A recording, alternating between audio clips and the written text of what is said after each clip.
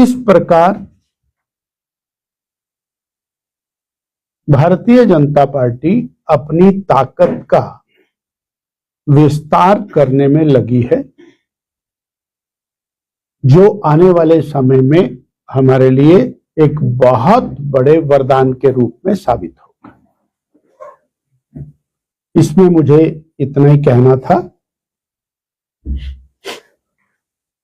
माननीय मुख्यमंत्री श्री सुखविंदर सिंह सुक्खू जी ने पिछले 2-3 दिन से जो किरकिरी हुई है हिमाचल कांग्रेस की और सरकार की, उस किरकिरी को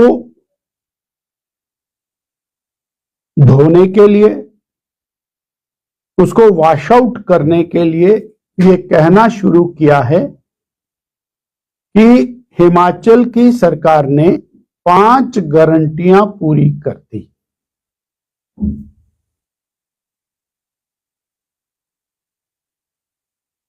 मैं आपके माध्यम से प्रदेश की जनता को ये कहना चाहता हूं कि माननीय सुक्खू जी ने 5 हिडन गारंटियां पूरी की है।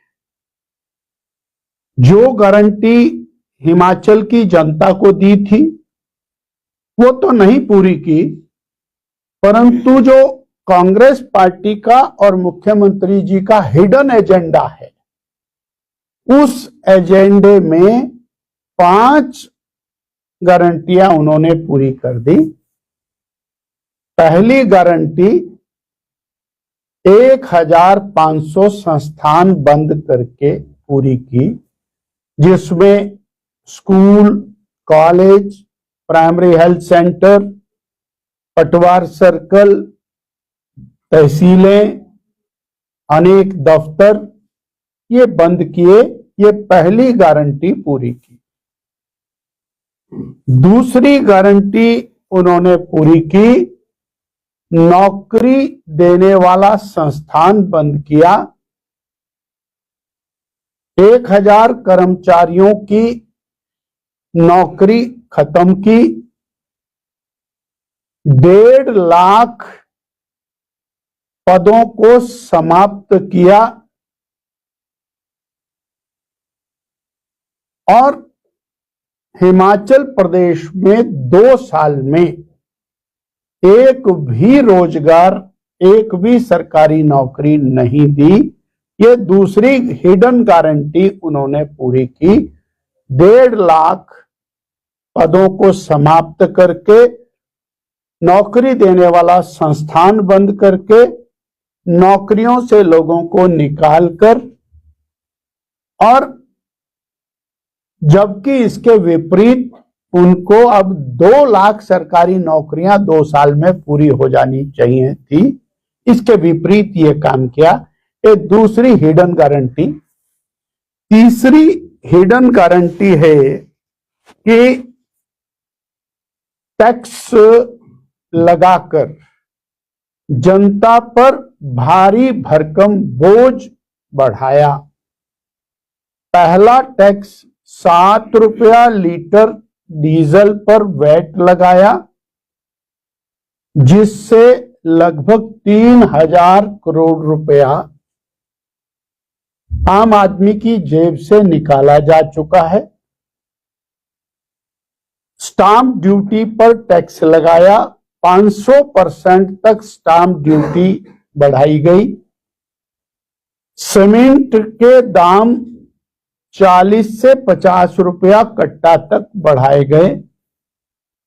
खाद्य तेलों के दाम डिपो में बढ़ाए गए। पीने के पानी पर टैक्स लगाया गया, जो बीजेपी सरकार में ग्रामीण क्षेत्रों में फ्री पानी मिलता था, और जो मीटर वाला पानी है उसके ऊपर भी 100 से 500% रेट का इजाफा किया गया। बिजली 300 यूनिट फ्री देना था, उसकी बजाय बिजली की सब्सिडी को समाप्त किया और बिजली के रेट में 46% का इजाफा किया। इस प्रकार बिजली पर टैक्स, पानी पर टैक्स, डीजल पर टैक्स, सीमेंट के रेट बढ़ाए, खाद्य तेलों के रेट बढ़ाए, सब्सिडी को समाप्त किया। ये इनका hidden agenda number 3। Hidden agenda number 4,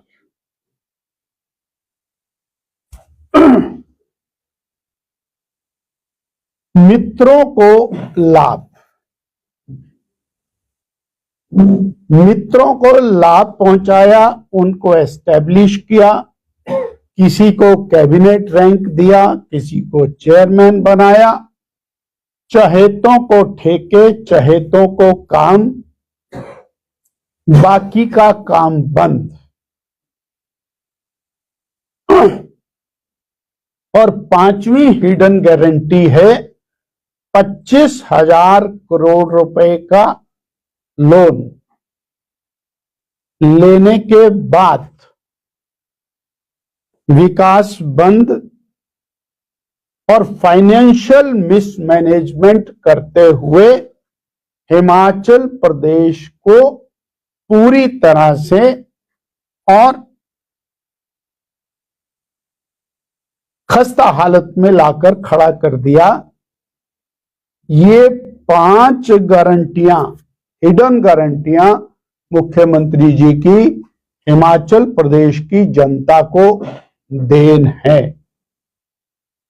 और अत्यंत महत्वपूर्ण, आज हिमाचल प्रदेश में चलने वाला प्रत्येक विकासात्मक कार्य, मैं प्रत्येक शब्द बोल रहा हूं, प्रत्येक विकासात्मक कार्य केंद्र प्रायोजित है, केंद्र की सरकार के माध्यम से चल रहा है। वो चाहे ग्रामीण सड़कें हैं, प्रधानमंत्री ग्रामीण सड़क योजना, वो 4 लेन हाईवेज हैं, टनल्स हैं, रोपवेज हैं, आवागमन के जितने साधन हैं वो सब सेंट्रल स्पॉन्सर्ड हैं। जल जीवन मिशन का काम है, वो केंद्र प्रायोजित है।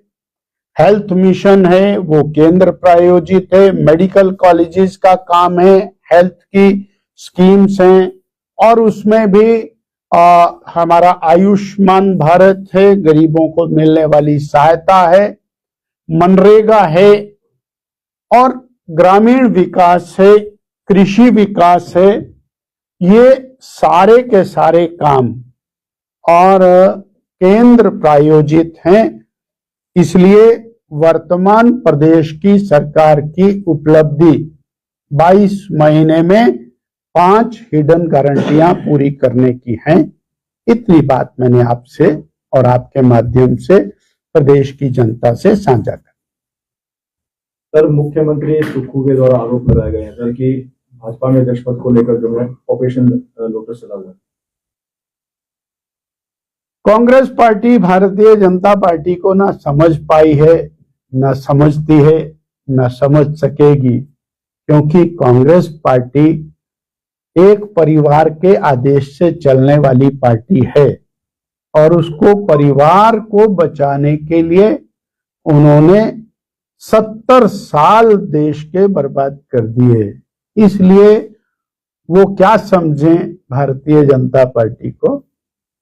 भारतीय जनता पार्टी का संगठनात्मक ढांचा पोलिंग बूथ से लेके प्रदेश स्तर तक पूरी तरह से नए सिरे से निर्मित होगा और उसमें प्रदेश अध्यक्ष भी बीच में शामिल है। जब हमारा पोलिंग बूथ में नई समिति बनेगी, हमारे मंडल में नई समिति बनेगी, जिला में नई समिति बनेगी, प्रदेश भी उसी में शामिल है। इसलिए प्रदेश निराला नहीं है। तो हम एक लोकतांत्रिक प्रक्रिया के अंदर से निकलकर नए संगठन का गठन करने में जुटे हैं और जिसको दायित्व मिलता है वो अपने दायित्व का निर्वहन करता है और मेरे बाद जिसको दायित्व मिलेगा वो अपने दायित्व का निर्वहन करेगा। मुझे मिलेगा किसी और को मिलेगा, ये संगठन का अपना कार्य है, ये हमारे तय करने का काम नहीं है। हमारे और चुनाव की दृष्टि से या संगठन महापर्व की दृष्टि से हमारे प्रभारी के रूप में डॉक्टर राजीव भारद्वाज की नियुक्ति हो चुकी है। वो अपनी प्रक्रिया को पूरी कर रहे हैं उस कड़ी में, और हमारा आज का जो वर्ग है उसी कड़ी में। सर, मुख्यमंत्री का कहना है कि 1 महीने में हमने कर्मचारियों को 2 बार सैलरी भी दे दी और सेवानिवृत्त को पेंशन भी। तो सैलरी बंद करने का इरादा था क्या उनका? अगर तनख्वाह देना उनकी अचीवमेंट है तो हमको विचार करना पड़ेगा कि मुख्यमंत्री जी कहां खड़े हैं। अगर तनख्वाह देने के अंदर भी वो बहुत खुश हैं तो इसका मतलब तो हमें बहुत चिंतन करने की जरूरत है हिमाचल वासियों को, कि वो प्राउड महसूस कर रहे हैं कि हमने समय पर तनख्वाह दे दी है। Such kind of financial mismanagement कि आज ये बात भी मुख्यमंत्री जी को कहनी पड़ रही है कि हमने समय के ऊपर तनख्वाह दे दी है। विकास तो किस मुंह से कहेंगे। विधायक भाजपा का मिशन लोटस चला था, वो कहां तक पहुंचा है? भाजपा तो लोटस पर ही काम करती है, और आजकल भी लोटस पर ही काम कर रही है। बीजेपी तो हमारा कमल का फूल निशान है, इसी पर काम करते हैं। 1 साल पहले बड़ा चर्चा पता नहीं क्या चर्चा थी, मुझे तो पता नहीं। हम तो कमल के लिए काम करते हैं, कमल के निशान पीछे लगे हैं, उसी के सामने बैठ के हम आपसे वार्ता कर रहे हैं। तो हमारा तो यही है कमल का निशान, इसी को लोटस कहते हैं। कहते हैं कि हिमाचल को आत्मनिर्भर बना रहे हैं, 25,000 करोड़ लेके कैसे आत्मनिर्भर रहेगा हिमाचल और प्रदेश? ये प्रदेश को रसातल की तरफ ले जा रहे हैं, रसातल की तरफ,